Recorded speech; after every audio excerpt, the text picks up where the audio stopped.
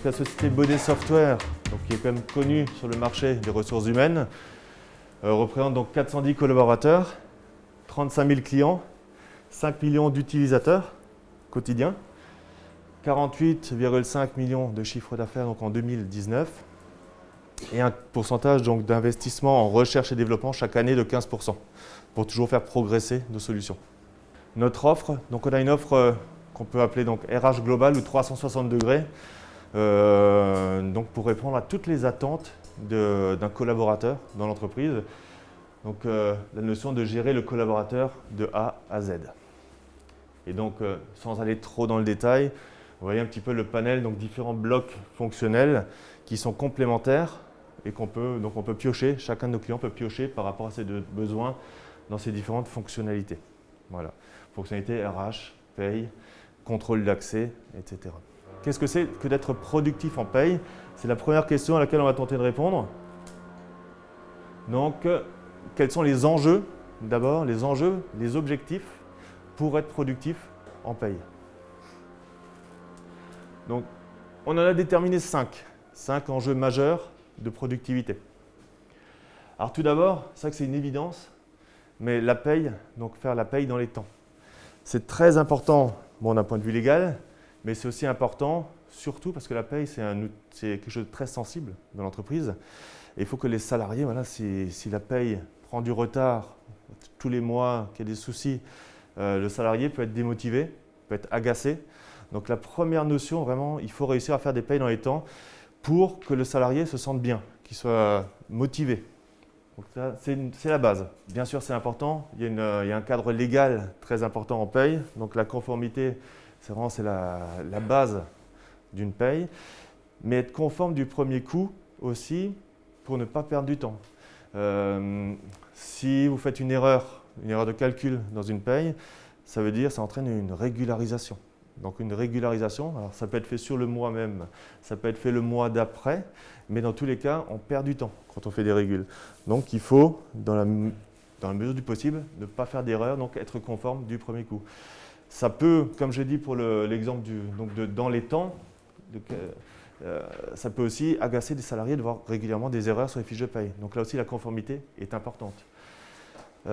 Et aussi, on peut aller plus loin, ça peut être un souci de redressement. Parce qu'on peut imaginer d'être redressé par l'URSSAF, par exemple, si on a fait des erreurs de déclaration. Donc tout ça, c'est de la perte de temps, de la perte d'énergie, du stress.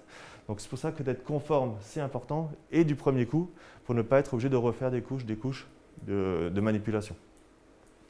Ensuite, une paye complète, la productivité de la paye, enfin, il faut qu'elle soit complète. Pourquoi? Parce qu'une paye, ce n'est pas uniquement faire des bulletins de paye, mais c'est aussi des déclarations. Donc déclaration URSSAF, DSN, social. C'est aussi l'envoi d'informations, donc des ordres de virement, par exemple pour le virement des salaires, c'est très important. C'est du reporting, c'est des écritures comptables. Donc une paye, ça ne s'arrête pas à faire un bulletin de paye. Il y a d'autres choses derrière la productivité de la paye. Donc pour être productif, il faut avoir un outil aussi qui est capable de gérer la paye dans sa globalité. Voilà. Ensuite, autre enjeu, la sérénité. Bon, clairement, la sérénité, c'est aussi important. Donc, il faut que le collaborateur paye, le gestionnaire de paye, soit confiant dans son système. Il faut qu'il soit confiant dans la veille qui est faite légale, donc qui permette d'être conforme. Parce qu'une paye qui n'est pas faite en sérénité, c'est justement une paye où on risque de faire des erreurs de saisie, erreurs de calcul.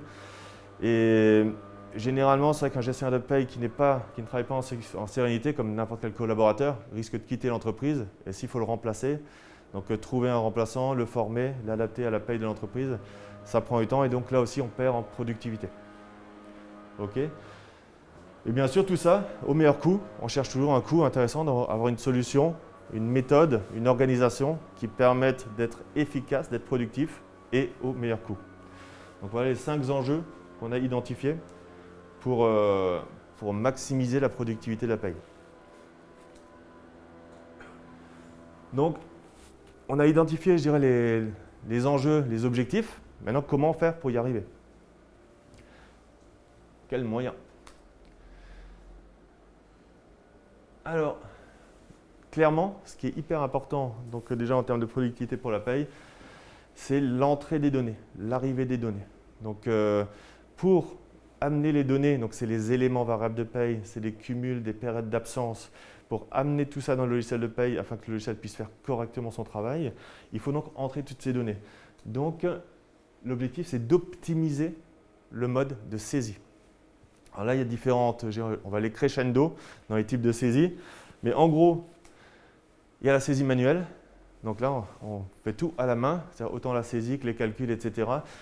Clairement, je dirais que pour une TPE, ça peut être la solution, mais sur une entreprise, on va dire qui est un peu plus grande, ça devient très vite limité de faire de la saisie manuelle. Donc on a un premier pas, on va un peu plus loin, on peut créer des fichiers Excel, hein. Là on est encore dans du basique, hein, mais créer des fichiers Excel qui commencent à automatiser un certain nombre de calculs, mais ça reste beaucoup de saisie et beaucoup de sources d'erreurs. Ensuite, je dirais là où ça devient très très intéressant, c'est d'avoir une GTA performante. Parce que l'objectif de la GTA, c'est que souvent on pense badgeage, mais la GTA, la gestion des temps et des activités, ce qui est important, c'est plutôt à l'autre bout aussi de la chaîne, c'est la préparation des éléments variables de paye et absence. Donc quand on a une bonne GTA, là on commence à être efficace dans l'entrée des données en paye.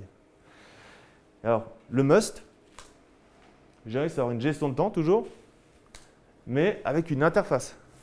Et c'est là que vraiment on change de monde. Donc dès qu'il y a un certain nombre de salariés, je pense que l'interface, elle devient pas vitale, mais très très importante, car voilà, elle évite des ressaisies, c'est un gain de temps considérable et ça évite beaucoup d'erreurs. Donc il y a des erreurs de calcul, des erreurs de saisie, tout simplement. Donc c'est que l'interface, c'est vraiment primordial d'avoir une bonne interface entre sa GTA et sa paye.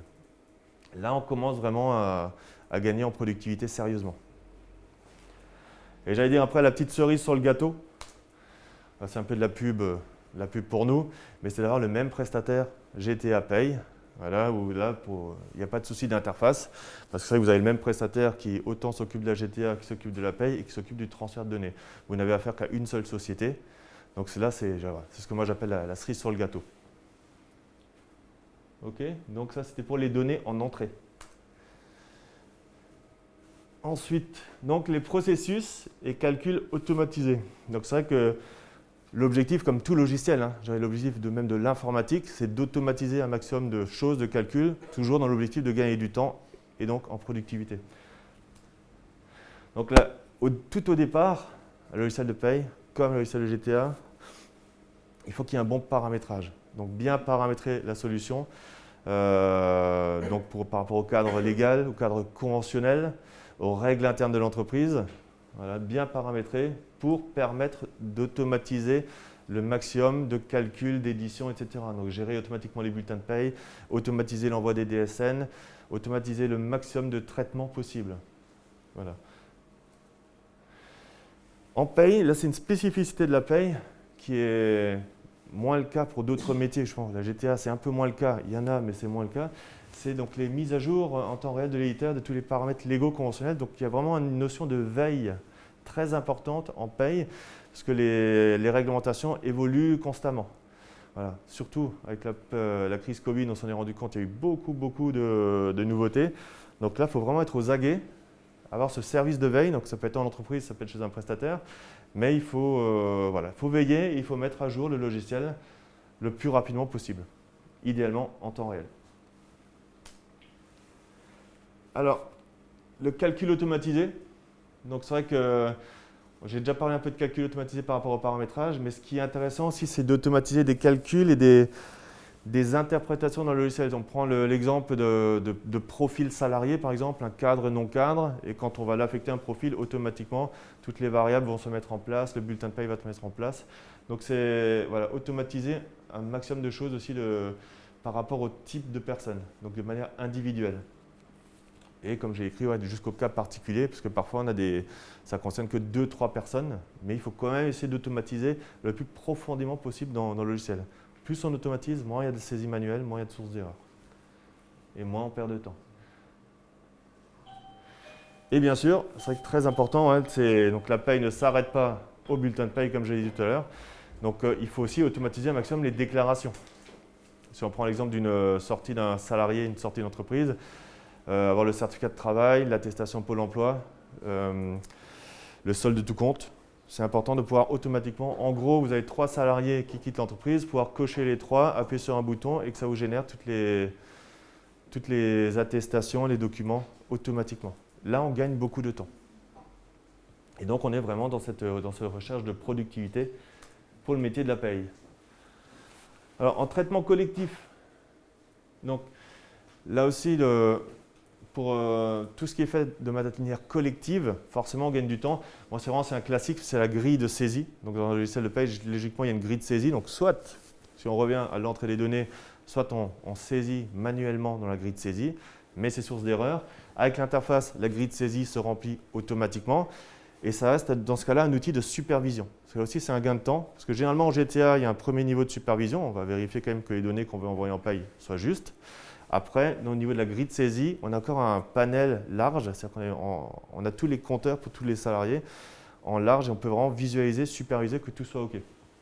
Et éventuellement rajouter. Parce que là aussi, en gestion des temps, quand on a l'outil, quand on a l'interface, il y a beaucoup d'éléments variables de paye qu'on peut calculer automatiquement avec la GT. En paye, souvent, il y a quelques manipulations à faire, par exemple pour rajouter une prime exceptionnelle, une prime de rendement, des choses qui ne sont pas forcément calculables en GT, on peut le rajouter manuellement. Manuellement si c'est ponctuel. Dès que ça devient régulier, on va le rajouter de manière automatique. Bonjour. Ensuite, oui, les traitements en série.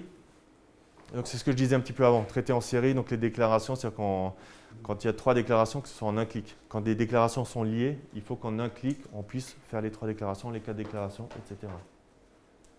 Et bien sûr, bien archiver automatiquement toutes les données et pouvoir les retrouver facilement pour faire un maximum de reporting. L'autre point, donc en paye, il y a cette notion de productivité de la paye, donc de faire les payes, les générer, mais il y a aussi tout l'aspect contrôle. Et il y a 2 niveaux, je dirais, de contrôle. Il y a un contrôle réglementaire de type un inspecteur URSSAF qui veut éplucher vos comptes. Donc c'est important d'avoir des outils de contrôle. Donc il y a le côté utile, donc là avoir des états qui sont conçus par exemple, pour l'URSSAF, c'est-à-dire dès que vous êtes inspecté, que vous puissiez sortir les états très rapidement qui vont satisfaire le contrôleur, l'inspecteur. Donc là, c'est aussi un gain de temps plutôt que de commencer à chercher à gauche, à droite. Mais tiens, il me faut telle info, c'est sur 10 documents différents, il faut que je fasse une concaténisation. Donc là, avoir vraiment des documents qui sont préfabriqués par le logiciel de paye, qui sont proposés par le logiciel de paye pour gagner du temps pendant ces contrôles. Et après, il y a les contrôles en interne. Donc en interne aussi, c'est vrai qu'il faut faire un maximum de contrôles pour vérifier que tout est en bonne forme et conforme à la réglementation.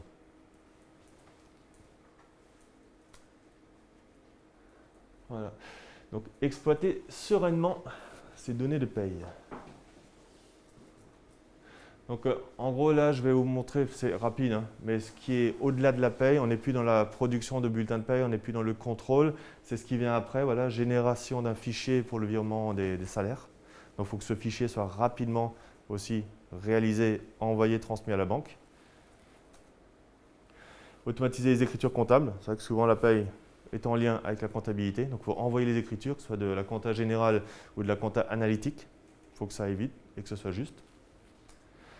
Et voilà, produire du tableau de bord, du reporting, croisée dynamique, etc. Qu'on puisse analyser tous les résultats. Donc là, pour l'instant, je vous ai plutôt parlé de l'aspect, je dirais, informatique, logiciel.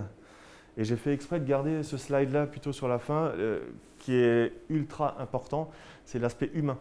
Parce qu'il y a énormément d'humains au niveau de la paye, des compétences humaines, donc les gestionnaires de paye. C'est-à-dire que sans un gestionnaire de paye compétent, c'est compliqué de faire une bonne paye. Même avec le meilleur outil du marché, si vous n'avez pas le gestionnaire qui sait gérer sa paye, si on n'a pas ces compétences humaines, ça devient compliqué. Donc, on peut voir 2 types justement de façons d'avoir ces compétences en entreprise. Donc, soit vraiment, on a une équipe, soit plusieurs gestionnaires de paye en interne. Dans ce cas-là, c'est ce qu'on appelle l'internalisation des payes. On les fait soi-même, l'entreprise fait soi-même ses payes. Ou alors, si certaines entreprises, et c'est ce qui se fait de plus en plus, n'ont plus envie d'avoir ces compétences forcément en interne, on peut externaliser. Et donc là, c'est vrai que c'est un transfert de compétences, un transfert de responsabilité vers un prestataire pour établir les payes. On évite de passer du temps et d'avoir une angoisse sur cette responsabilité qui est de faire des payes à temps, conformes et complètes, dans la sérénité. Donc voilà, soit la paye internalisée pour les compétences, soit la paye externalisée. Alors il y a certains acteurs du marché qui proposent aussi une solution un petit peu entre les deux. C'est de proposer une paye donc, qui est réalisée donc, par les entreprises. Donc chaque entreprise a son gestionnaire de paye. Mais si le gestionnaire, pour X raisons, est absent sur une durée un peu plus longue que 15 jours de vacances, il peut switcher en mode externalisé. Donc ça, c'est vrai qu'avec le Covid, si la personne attrape la maladie, qu'elle est absente pendant 6 semaines, on peut switcher. Donc là, ça évite beaucoup, c'est un gain de sérénité absolu. C'est-à-dire que là, on est sûr, on a un filet de sécurité. Si la personne est absente, ça peut être un départ en maternité, ça peut être plein de choses, des actions de la vie. On peut vite switcher donc en mode externalisé. OK. Ah, pardon, je vais trop vite. Donc voilà, je vous ai dressé un tableau, je dirais, de la productivité de la paye, quels sont les enjeux, les objectifs et quels sont les moyens pour y parvenir. Les moyens autant logiciel, paramétrage, humain. Et donc pour répondre à la question encore, donc, les atouts d'une paye intégrée en ligne. Donc quels sont les atouts de productivité? Donc j'en ai listé quelques-uns. Donc c'est vrai que généralement, sur une paye en ligne déjà, on est beaucoup plus serein, alors que ça soit internalisé en interne ou en externalisé, mais on est beaucoup plus serein que sur une paye en ligne, car le prestataire fait la veille. Donc s'occupe de la veille, et quand on doit mettre à jour, alors que ce soit vraiment un petit paramétrage ou vraiment dans le cadre légal, conventionnel, en une manipulation, on met tous les clients à jour. Ouais, il faut vraiment imaginer, donc en ligne, on met le logiciel en ligne à jour, tout le monde est à jour automatiquement. Il y a un gain de temps qui est phénoménal. Sur des solutions installées dans l'entreprise, on-premise, on est plutôt dans l'envoi de patchs, des mises à jour. Et donc c'est vrai que c'est beaucoup plus compliqué de gérer un déploiement de nouveautés légales, sociales, dans ce cadre-là. Et c'est vrai qu'en paye, souvent, il faut aller très vite. Donc c'est vrai que là, quand c'est en ligne, vraiment, on a cette efficacité-là. Hein. Donc c'est donc la paye conforme grâce à la veille. Alors généralement, la plupart des prestataires font au moins le légal. Et il y a pas mal de prestataires qui vont un peu plus loin aussi que le légal pour gérer le conventionnel ou le social. Et donc la réactivité optimale, le deuxième point. Donc ces deux premiers points sont liés. Vous avez après, c'est vrai que ça, donc quand on est sur un système en ligne, c'est beaucoup plus accessible, donc beaucoup plus adapté au travail à distance. C'est vrai que là, on est un peu dans le télétravail, hein, c'est l'actualité du moment. Mais clairement, c'est beaucoup plus simple de travailler à la maison, c'est plus simple de travailler même dans les transports en commun. Il suffit d'avoir une connexion. Quand on voit que dans le train, on a le Wi-Fi dans le train maintenant, donc TGV, c'est pratique. Et on peut faire ses payes dans le train. Donc on a même des clients qui nous expliquent qu'ils ont pu faire leur paye à la plage, par exemple. On part en vacances, on fait ses payes. Et donc c'est vrai que c'est très pratique. Cette accessibilité à l'information donc, permet le travail à distance, le télétravail. Okay. L'autre point plus informatique, mais c'est la sécurité avoir des données sécurisées au maximum, parce que clairement les données sont plus en sécurité sur un data center que quand on les a chez soi dans sa salle serveur. Donc c'est une sécurité maximum. Et c'est totalement RGPD, parce que là aussi il y a un transfert de responsabilité, c'est encore un autre sujet, hein, mais au niveau RGPD, donc les responsabilités vont être plutôt transférées vers le partenaire, hein, donc vers le prestataire, quand on est en mode en ligne, alors que quand les données sont chez soi, on est responsable de ces données. Donc on a beaucoup plus de responsabilité RGPD. Donc fluidité des échanges grâce à un accès partagé, c'est clair que là, tout le monde peut se connecter. Donc il peut y avoir différentes personnes qui travaillent et qui échangent sur le logiciel. L'ergonomie, ça c'est un détail, mais c'est vrai que l'ergonomie, logiquement, c'est des logiciels très légers, puisqu'ils doivent être utilisables en ligne, un peu à tout moment, un peu n'importe où. C'est forcément des logiciels très légers, donc ça va très vite, c'est facilement accessible. Voilà, c'est des ergonomies optimisées. Et donc une prise en main rapide en support, voilà, parce que c'est vrai que là aussi en ligne, ça c'est un point très important. S'il y a une question, s'il y a un souci, on n'a pas besoin de se connecter au serveur qui est à distance. En gros, le logiciel est en ligne, donc très facilement, même nos clients peuvent avoir leur visu, nous on voit le même écran et on peut leur expliquer comment on change un paramètre réglementaire, où c'est que le client bloque, on peut lui expliquer en ligne et il peut visualiser directement sur son écran. Donc la possibilité de prise en main rapide en support.